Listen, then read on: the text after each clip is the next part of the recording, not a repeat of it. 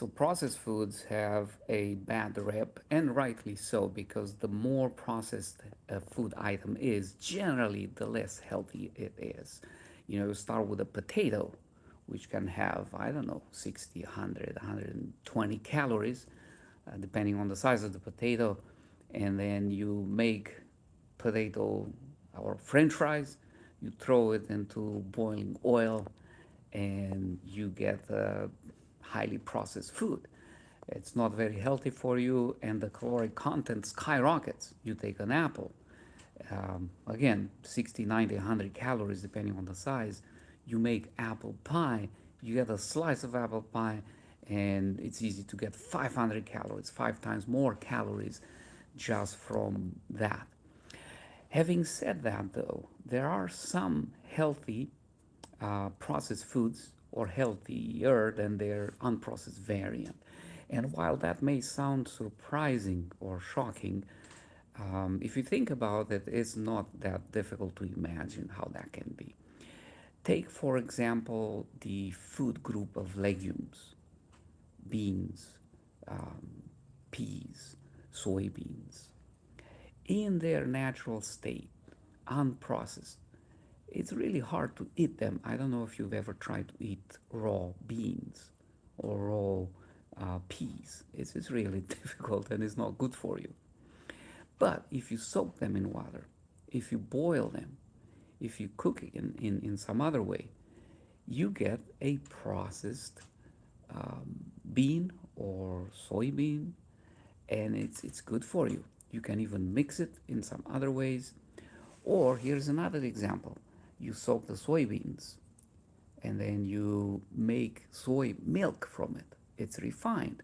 You remove a lot of the original natural soybean, and yet the result is a healthy product, especially if you enrich it with vitamin D, with vitamin B12, with calcium, maybe.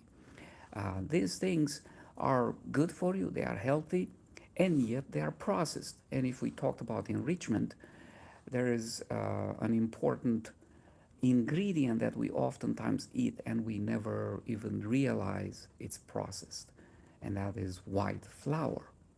White flour is enriched, and it has been enriched since the end of the Second World War, if not before, here in the United States. There's been a big push to enrich white flour because in the decades prior to that, once the processing and production of white flour has become easily available, what has happened is that a lot of people have discovered that,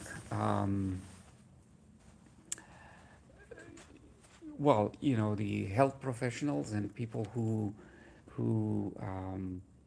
worked in health during those years have discovered that deficiency diseases from processed white flour were becoming rampant. Vitamin B1 deficiency, vitamin B3, B2 deficiencies, the famous berry, the pellagra, with the feared diarrhea, chronic diarrhea, even dementia in more advanced forms. Those were serious conditions. Hey, welcome, guys. So, I'm talking about the fact that some processed foods can actually be healthy and good for you. Certainly, highly processed foods like French fries and sweets and cookies and sweet beverages are not healthy. However, if you take beans and you cook them, you process them, but they become a lot more digestible and the nutrients become more absorbable, and some anti-nutrients get inactivated by cooking. So it's a processed food, but it's a healthy food. We also talked about generate or producing plant milk from certain plant foods, such as soybeans, for example. It's a processed food, and yet, especially if you enrich it with vitamin D, with vitamin B12, with calcium, you get a healthy food. You also have, and I was talking about white flour. For several decades now, in fact, since the Second World War, white flour has been enriched with B vitamins, B1, B2, B3, folate more recently. And for a good reason, because before that, ever since the Industrial Revolution, when the production of white flour has become easily accessible to the regular person. In the decades following that, a bunch of conditions became apparent. Deficiency of these vitamins, beriberi, pellagra, with chronic diarrhea, with dementia and more advanced forms, became more prevalent in the population. And that has resulted in an effort and legislation here, even in the United States and other countries around the world, to mandate, to make it obligatory for producers and sellers of white flour to enrich it with vitamin B1, B2, B3, and in the 70s, even with folic acid, because it also became apparent that people who ate predominantly white flour and women who became pregnant could have children with neural tube defects, spina bifida and other things, if they didn't get enough folic acid. So the white flour has been enriched with folic acid since then. Now, I'm not advocating here for people to eat white flour. In fact, I encourage everybody to go and get whole wheat flour, whole wheat bread, or mix at least in their ingredients some significant proportion of whole wheat flour. But the reality is we do end up eating some white flour, whether we cook with it, whether we buy bread or other products made predominantly from white flour. So in that context, it's a refined product, it's a processed food ingredient, and yet it's enriched, and it turns out that it's definitely better for you than in its unenriched, purely refined state. Anyways, I'm curious to see what you guys think about using products that are enriched, uh, like plant milks, for example, soy milk, oat milk, pea milks. They oftentimes have vitamin D, calcium, and vitamin B12 added, and that's a great thing because these products generally are poor in vitamin D. Even cow milk, it's poor in vitamin D, and it's oftentimes enriched. A lot of people don't realize that, but if you look on the ingredient list, a lot of that vitamin D in the cow milk is the result of enrichment.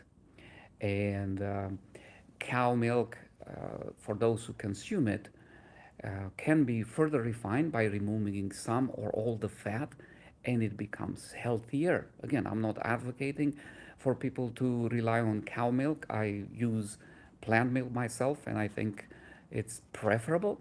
But if you're going to choose cow milk, it's preferable to go for the refined, more processed form, which is the low fat or non fat. Because otherwise, in its natural state, 50% of calories from cow milk come um, from fat, and it's mostly saturated fat. There is a fair amount of cholesterol and so forth. And when we talk about processed foods, a lot of people think about, French fries and fast foods and things, and that's all good. Don't take your breakfast from Dunkin' Donuts and things like that. But butter is a highly processed food. It's pure fat predominantly. And one thing that a lot of people don't realize about butter is that it has a fair amount of trans fats. Trans fats as an added ingredient have been banned in the United States since the 90s.